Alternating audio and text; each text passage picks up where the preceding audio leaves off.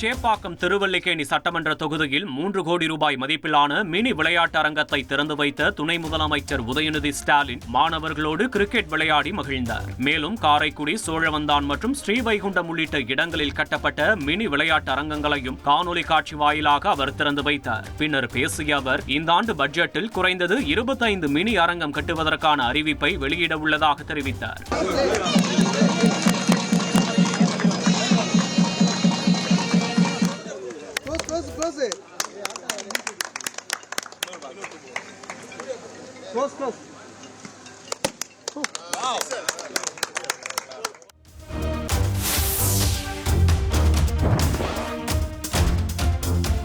சிவகங்கை மாவட்ட ஆட்சியர் அலுவலகத்தில் மகளிர் திட்டம் சார்பில் இயற்கை சந்தையை மாவட்ட ஆட்சியர் ஆஷா அஜித் தொடங்கி வைத்தார்.